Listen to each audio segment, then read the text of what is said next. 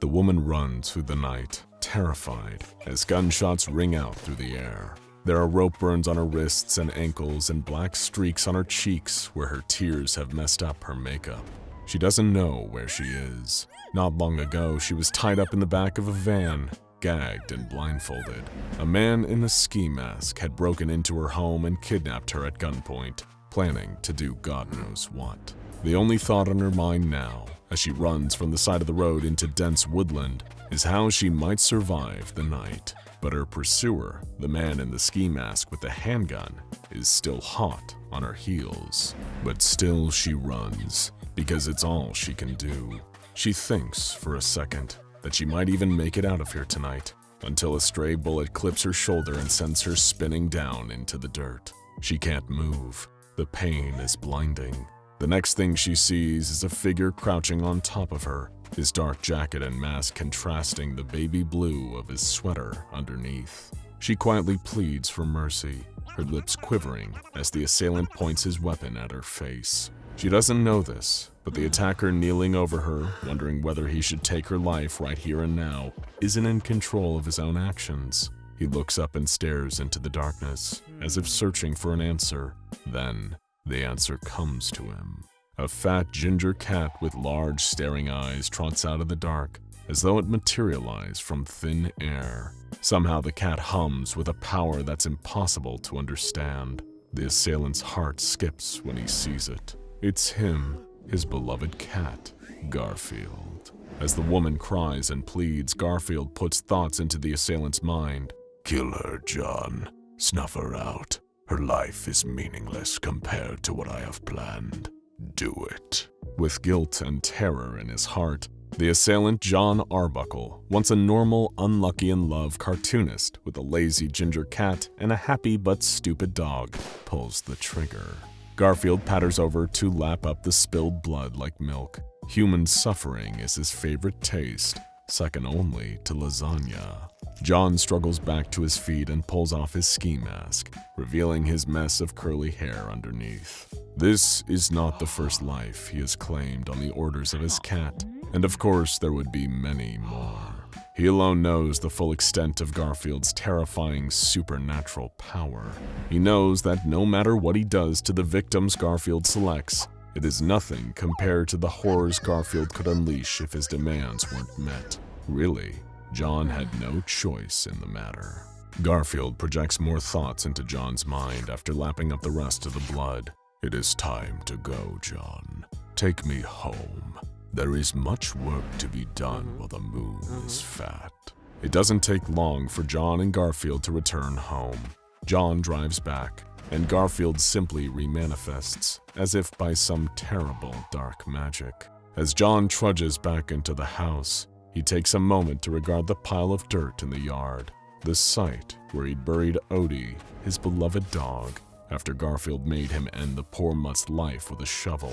Garfield had made John do so many terrible things. The dog's death would be the least of his crimes. What had happened? What terrible thing had awoken in his cat? Why had Garfield turned evil? The second John enters his home, he feels Garfield's demonic influence again. He turns to the wall and sees big, staring eyes. Garfield's eyes, opening up all over the wallpaper. Garfield just wants to remind him that he's always being watched and that he never has privacy anymore. John just tries to ignore it and walk away, not looking at the walls. But the hallway just keeps going and going and going. Garfield seems like he can stretch it off into infinity. He has total control over everything that goes on within the house. John is a powerless little insect. John looks and sees that the hallway has no doors, and the wallpaper has become a stripy orange like Garfield's fur. It's like he's walking inside Garfield's body, like he's merely a figment of Garfield's terrible imagination. Has he ever even existed in a world without Garfield? Suddenly, a huge pair of eyes and a mouth open up in the wall. It's Garfield's face, his terrible visage staring down in judgment on all of John's sins. "Good kitty," John says, his voice quivering. "I'll always love you, Garfield." The face in the wall gives a terrible booming laugh. You have no idea just how alone you are, John. John blinks, and suddenly he's standing in a graveyard.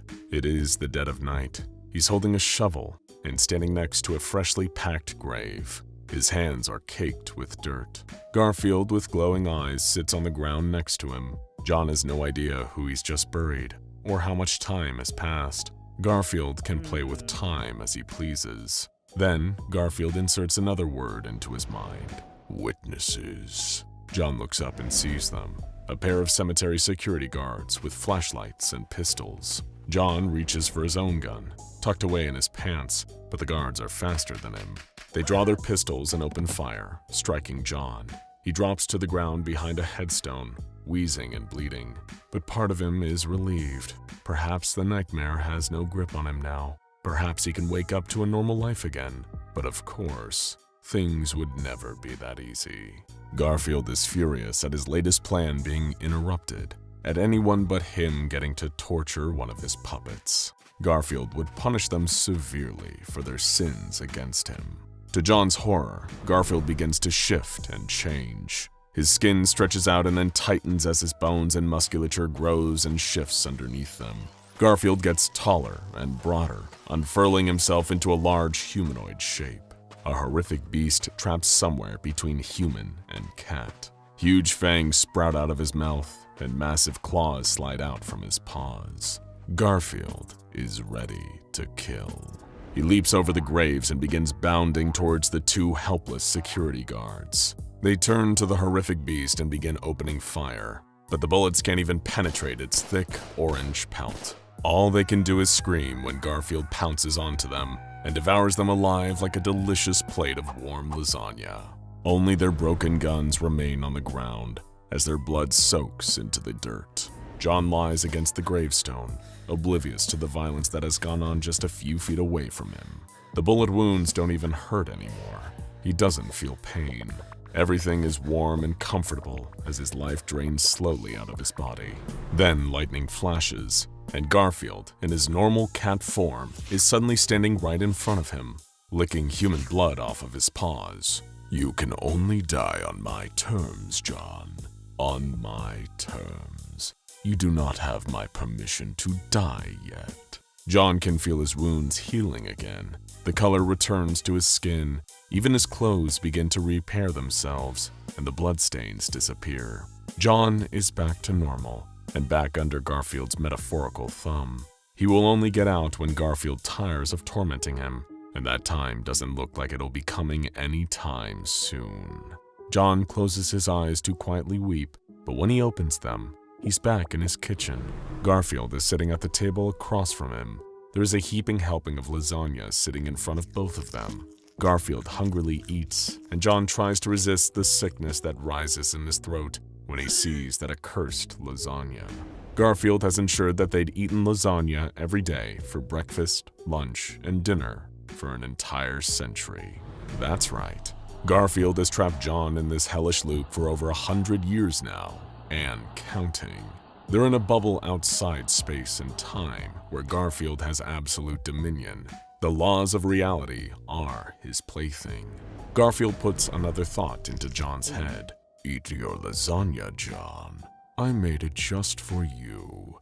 Don't you appreciate my cooking? John forces a smile and picks up his fork. He scoops up some lasagna, slowly, laboriously lifting it towards his face. The look of it revolts him. It's rancid, like it was made weeks ago and left to rot here. But Garfield still expects him to eat it. Who knows what terrible thing Garfield will do if he doesn't? Then, another thought crosses his mind. What if this is his chance to escape? He needs to act quickly. Without warning, John throws his plate of lasagna at Garfield and runs out of the room. Garfield's biggest weakness is his sheer love for lasagna. He'll stop at nothing to devour every drop of it he can find. And while Garfield eats lasagna off the table and floor, John has a brief window where he might actually be able to escape this nightmare. John is running down the hall, panting and straining.